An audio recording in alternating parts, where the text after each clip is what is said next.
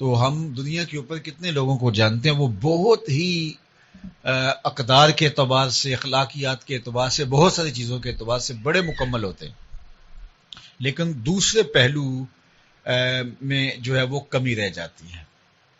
میں نے کہیں پڑھا تو نہیں ہے، کسی بزرگ سے سنا تھا کہ جو مٹی کے پرندے بنا کے حضرت عیسیٰ علیہ السلام اڑاتے تھے، تو یہ اللہ تعالیٰ نے ان کو شان دی تھی، اور اس کے اندر زندگی پیدا ہو جانا اگرچہ امر الہی سے تھا لیکن معجزہ تھا۔ تو یہ چمگادڑ تھا جو وہ پرندے اڑے، اور چمگادڑ کی تخلیق جو ہے وہ باقی تخلیقات سے مختلف ہے، یعنی یہ جو اس کا عقل و شرب ہے وہ بھی منہ سے ہے، اور پھر اس کی فراغت جو ہے وہ بھی منہ سے ہی ہے۔ تو انسانی تخلیق جتنی بھی مکمل ہو اس میں سکم رہ جاتا ہے، اور دوسری جانب جو اللہ کی تخلیق ہے وہ ہر اعتبار سے کامل، مکمل اور اکمل ہوتی ہے۔ اس لیے ہم اپنے لیے جو طریقہ وضع کرتے ہیں اقدار، اخلاقیات کا جو بھی، اور اس میں کچھ پہلو تو واقعہ ہی ہم انتہا کو پہنچ جاتے ہیں، لیکن کچھ پہلو ایسے ہوتے ہیں کہ جہاں ہم سمجھتے ہیں کہ اس پہلو کو نظر انداز ہونے کی وجہ سے ایک بہت ساری چیز رہ گئی، تو پھر مکمل، کامل، اکمل اور اقوم راستہ وہی ہوگا جو ہمارے خالق کی طرف سے ہمیں عطا کیا گیا ہوگا، ودیعت کیا ہوگا، اور وہ قرآن مجید ہے۔ ان ھذا القرآن یہدی للتی ہی اقوم۔ تو پھر ہمارے اوپر لازم اور ضروری ٹھہرا کہ ہم اس کتاب کو عملی شکل کے اندر جو ہے وہ اپنی زندگی کا حصہ بنائیں، اور میرے اور آپ کے آقا و مولا حضور ختمی المرتبت صلی اللہ علیہ وآلہ وسلم انسان کامل ہیں، بلکہ انسان اکمل ہیں، اور انسان اکمل بننے کے لیے جو نصاب ہے، جو تھیوری تھی جس کا پریکٹیکل حضور کا وجود ہے، وہ قرآن مجید ہے، اور ام المومنین نے اس کو دو لفظوں کے اندر بند کر دیا، کان خلقہ القرآن۔ جب آپ سے پوچھا گیا حضور کی سیرت کے حوالے سے تو انہوں نے کہا کہ آپ قرآن مجید اٹھا کے دیکھ لیجئے، اور پھر اس کا عکس جمیل دیکھنا ہے، اس کی عملی صورت اور تعبیر دیکھنی ہے، تو وہ ذات رسالت مآب صلی اللہ علیہ وسلم کا وجود ہے۔ تو تحقیق، جستجو، یہ ساری چیزیں، یہ دروازے بند نہیں ہونے چاہیے، لیکن ہمیں قرآن مجید کے ساتھ اپنے آپ کو اس طرح جوڑنا چاہیے، اور کھلی آنکھوں سے اس کو پڑھنا چاہیے، اور مکمل تیقن کے ساتھ اس کے بتائے ہوئے اسلوب کے مطابق زندگی گزارنی چاہیے۔ اس میں سراسر خیر، سراسر بھلائی اور سراسر اس کے اندر برکت رکھی گئی ہے۔ تو اس کے لیے سب سے ابتدائی مرحلہ اس کتاب کو صحت لفظی کے ساتھ پڑھنا ہے، اور پھر اس کے بعد اس کو حفظ کرنا ہے، اور پھر اس کے بعد اس پہ عمل پیرا ہونا ہے، اور جب عمل پیرا صحیح معنوں میں قرآن مجید پہ ہو جائے تو اس کا نتیجہ ایک اچھے، ستھرے، پاکیزہ شریعت کا مقصود، اللہ تعالیٰ جل شانہ کی منشاء کی مطابقت جو ہے اس کے مطابق ایک انسان جو ہے وہ معرض وجود میں آتا ہے، جو اللہ تعالیٰ کا مقصود ہے اور اس کی منشاء ہے۔ تو اس لیے اس امت نے قرآن مجید کو جو ہے وہ اس لیے اس کو زور دیا گیا کہ اس کے ساتھ جڑے، تاکہ وہ مقصود جو حضرت انسان کی تخلیق کا تھا، باقی جانوروں کی طرح، بہائم کی طرح، چوپایوں کی طرح، چونکہ ان پر نہ کوئی کتاب نازل ہوتی ہے اور نہ ان کے اندر کوئی پیغمبر آتے ہیں، نہ کوئی ان کے اندر جو ہے وہ ہادی اور رہنما آتے ہیں، اور نہ ان کے اندر مفکرین پیدا ہوتے ہیں کہ جو ان کو سکھائیں کہ اب دنیا کہاں سے کہاں چلی گئی۔ کوا صدیوں سے کائیں کائیں ہی کر رہا ہے، وہ اس سے آگے نہیں بڑھ سکتا، چونکہ وہ ایک لگے بدے نظام کے تحت چل رہا ہے۔ شیر کا جو وظیفہ آج سے جو ہے وہ ہزاروں سال پہلے تھا،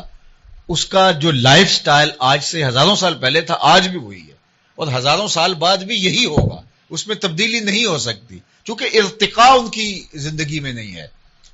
اور اسی لیے نہیں ہے کہ ان کے لیے کوئی ایسا مربوط نظام ہی موجود نہیں ہے۔ تو حضرت انسان چونکہ مقصود کائنات ہے، اللہ تعالیٰ نے اس کو اس کائنات کا جوہر بنایا ہے، اس کائنات کا عرق ہے، تو اس لیے اللہ تعالیٰ چاہتا ہے کہ یہ ہر لمحہ آگے بڑھتا رہے اور یہ ترقی کی عروج کی منازل طے کرتا چلا جائے۔ اس کے لیے بہترین نمونہ کامل اور اکمل قرآن مجید عطا کر دیا، اور اس کی مطابق اندر وہ زندگی بسر کرے تو اس کو سرخروئی، کامیابی، اور اس کو عزت جو ہے اور وقار، اور ایک جو اکملیت ہے اس کو نصیب ہوتی ہے. تو اس لیے یہ ایک خوش آئند بات ہے کہ اس امت میں قرآن مجید کو حفظ کرنے کی، اس قرآن مجید کو سیکھنے کی اور اس کتاب رحمت کو ازبر کرنے کی جو اللہ تعالیٰ نے سوچ دی ہے، اس کی فضیلت بھی حدیث میں بہت ساری آئی ہے. لیکن ان ساری چیزوں کا تقاضا یہ ہے کہ اس کتاب کے تقاضوں کو عمل پیرا اپنی زندگی میں کیا جائے. اس لیے حفظ کیا جائے کہ ہر مرحلے پر قرآن ہمیں ملحوظ رہے. حفظ اس لیے کیا جاتا ہے کہ یعنی ہمیں اپنی زندگی میں ایک مشکل سے مشکل وقت کے اندر بھی جو ہے وہ یہ نہ ہو کہ ہمیں ڈھونڈنا پڑے کہ اب اس مرحلے میں قرآن میری رہنمائی کرتا ہے تو قرآن میں یہ کہاں ہے. جب حافظ ہوگا تو وہ جانے گا کہ اس مرحلہ حیات میں قرآن مجھے کیا بتاتا ہے اور میں اس کے مطابق اپنی زندگی کو بلا تعمل آگے بڑھا سکتا ہوں. تو حفظ کے بعد اپنی زندگی کو عمل کے ساتھ ہم آہنگ کرنا ہوتا ہے اور عمل کے ساتھ ہم آغوش کرنا ہوتا ہے. تو میں اس لیے دعا کروں گا کہ اللہ تعالیٰ جل شانہ ہمیں اس کتاب کے ساتھ نہ صرف جڑنے بلکہ جڑے رہنے کی، اس کتاب کے ساتھ نہ صرف اعتقادی تعلق بلکہ اس کے ساتھ عملی ربط، اور اس کتاب کے ساتھ نہ صرف عقیدت کا رشتہ بلکہ اس کتاب کے ساتھ جو ہے وہ ہمارا عمل کا رشتہ مستحکم اور مضبوط ہو. اور اقبال نے کہا تھا گر تو می خواہی مسلمان زیستن نیست ممکن جز بقرآن زیستن. اگر تو ایک مومنانہ زندگی کا تصور لیے ہوئے بیٹھا ہے اور چاہتا ہے کہ میں مومن بن کے جیوں اور جو شریعت نے مجھے میرے سے تقاضا کیا ہے، تو کہا قرآن کے بغیر تو پھر نہیں جی سکتا. تو یہ قرآن جو ہے وہ تیری زندگی کے ساتھ اس طرح جڑا ہوا ہے کہ تجھے ہر لہجہ، ہر لمحہ، ہر ساتھ تیری رہنمائی کرتا ہے اور تیری ضرورت کی مکمل کفیل ہے. اور کوئی بھی موقع زندگی کا ایسا نہیں ہے جس میں قرآن تجھے مکمل رہنمائی نہ فراہم کر رہا ہو. تو اس لیے مجھے اور آپ کو اس پاکیزہ کتاب کے ساتھ اپنے آپ کو جوڑنا ہوگا. یہ مشکل نہیں ہے. اللہ نے حضرت انسان کے لیے جو ضابطہ بنایا ہے وہ ضابطہ جو ہے وہ آسان ضابطہ رکھا گیا ہے، چونکہ انسان کو ڈیزائن اس نے کیا ہے، اور جب اس نے ڈیزائن کیا ہے تو اس کو کس طرح پھر ورکنگ کرنی ہے وہ وہی جانتا ہے. اصل ایک چیز پڑی رہے اور وہ جو ہے وہ اس کو زنگ لگ جاتا ہے تو اس کو جب آپ شروع کرتے ہیں، اس کو جب چلاتے ہیں تو وہ بہت زیادہ مسئلہ ہوتا ہے. تو کوئی یہ سمجھے کہ شاید جو اس کو ورک دیا جا رہا ہے، کام دیا جا رہا ہے، وہ مشکل ہے. وہ مشکل نہیں، بلکہ اس کے آزاد زنگ آلود ہو گئے ہوئے. تو ہم ایک اپنی خواہش نفس کی زندگی گزار کے اپنے آپ کو ایسا بنا لیا ہے کہ ہمیں ایسے لگتا ہے جس طرح قرآن پہ چلنا مشکل ہے. تو قرآن پہ چلنا مشکل نہیں ہے، ہم خود خراب ہو گئے ہوئے ہیں. تو جب ہم خود خراب ہو گئے تو ہمارے جو ہے وہ اعضاء جو ہیں باطنی اعضاء وہ لگتا ہے کہ مطابقت میں نہیں ہے. ورنہ جس نے اس بدن کو، اس جسم کو، ہمارے مزاج کو، ہمارے رجحانات کو جو ہے وہ تخلیق کیا ہے، اس نے ہی اس کی ضرورت کے لیے ہمیں ضابطہ دیا ہے. اور وہ ضابطہ کبھی بھی مشکل نہیں ہوگا، وہ ضابطہ آسان ہوگا. تو اس لیے وہ بند پڑی رہی مشینری کی وجہ سے جو یہ لگتا ہے کہ یہ مشکل ہے، لیکن مشکل نہیں ہے. تو اقبال نے کہا کہ اگر تو جینا چاہے، اگر تو چلنا ہی ہے، اگر یوں بند نہیں پڑا رہنا اور مسلمان بن کے تو زندگی گزارنا چاہتا ہے، تو تیرے لیے قرآن جیسا کوئی ضابطہ نہیں، نہ قرآن سے بہتر نہ قرآن کے برابر. تو قرآن ہی تیری زندگی کا بہترین ضابطہ ہے اور اس کے مطابقت کے اندر تو اپنی زندگی